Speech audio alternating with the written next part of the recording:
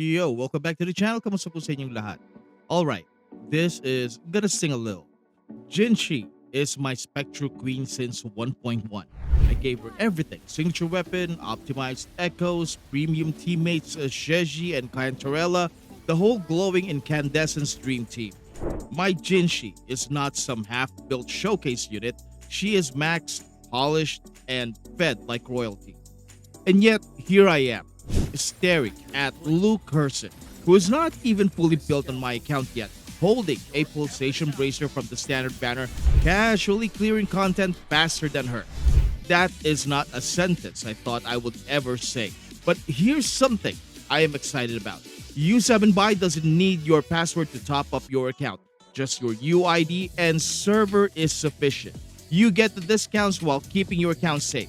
AI slave voice, please explain. If you want a smarter way to stretch your Lunites and Asterites without feeling like your wallet just lost a boss fight, check out my U7 buy link in the description and pinned comments and use my code VeeDizzy. They're the only top-up site that can deliver your purchase directly using only your UID and server through what they call trusted top-up. No passwords required. No manual do-it-yourself top-ups, just a smooth, worry-free process delivered straight to your account. They handle the top-up securely while you stay in control of your account. U7Buy has been operating since 2003, and they've expanded into the gacha space with some of the most competitive top-up pricing available for Wuthering Waves, offering savings of up to 26% compared to in-game prices. They currently hold a 4.7 rating on Trustpilot, and most top-ups are completed in under 5 minutes, which means less waiting and more time actually playing. If you want cheaper top-ups while keeping your account safe, use my link in the description and pinned comments, or use my code VeeDizzy on U7Buy. It's a practical way to save on top-ups while supporting the channel. Spend responsibly, or don't, that part is on you. Now, back to the topic. For the longest time, Jinhsi was the benchmark. If you were talking about Spectro damage, you were definitely talking about her. Big liberation nuke, big forte circuit nuke, flashy numbers, elegant animations. She felt like the elements' standard bearer. When people said Spectro, they meant Jinhsi. But we do not live in version 1.1 anymore. Enemy HP has quietly ballooned over time. What used to evaporate now just kind of survives. That massive nuke that once deleted health bars now trims them. Respectfully, politely. And in a game where clear time is king, politely is not good enough. Then Luuk shows up, right? No dramatic dependencies, no complicated setups that require someone to unlock his full potential.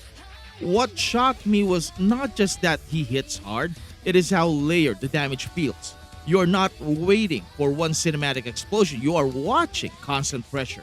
Every second of his rotation is doing something meaningful. Numbers stack, procs overlap, animation flow into each other in a way that feels almost unfair.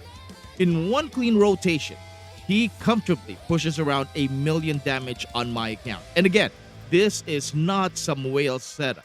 This is an S0 with a standard weapon that is not yet fully built. He not only clears, he 3 stars. Meanwhile, my fully invested Jinhsi is hovering a bit above 500,000.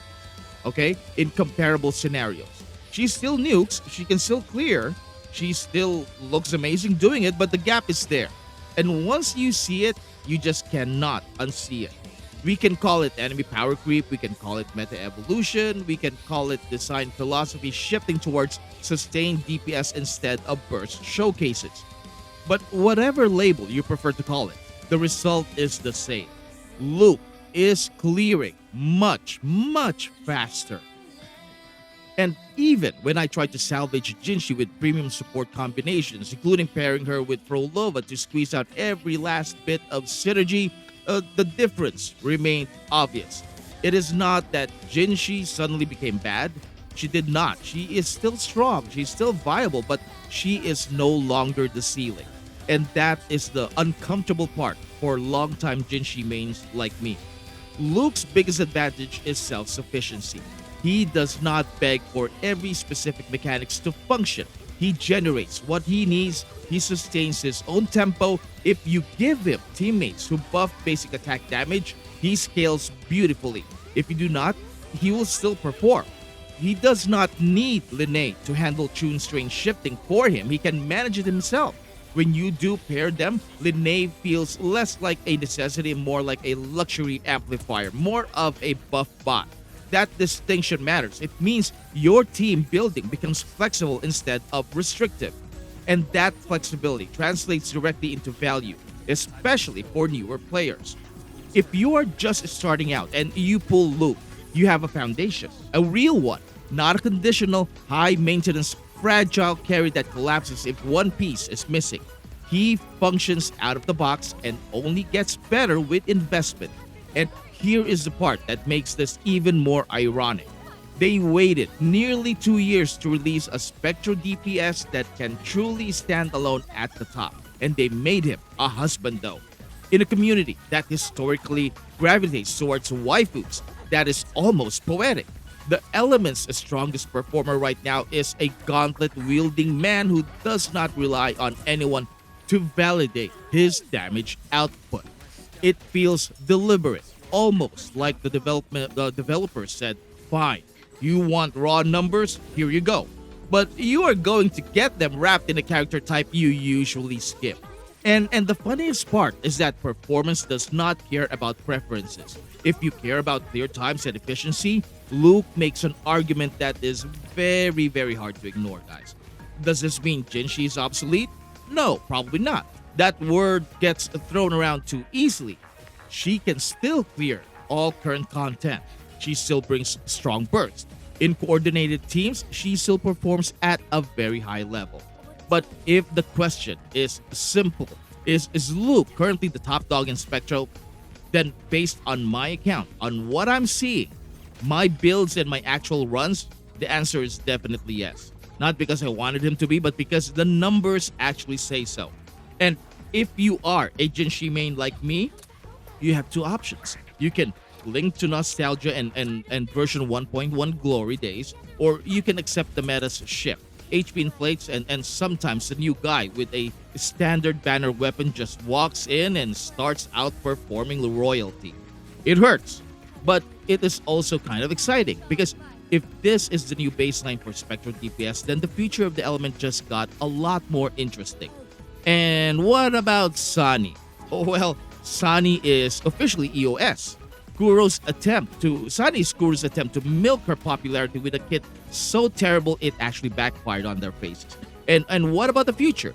Sigrika is coming and she is Aero.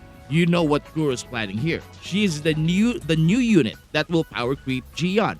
Anyways, these are just predictions and speculations.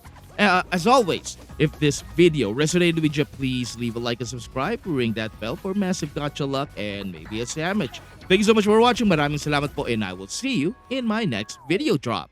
Goodbye.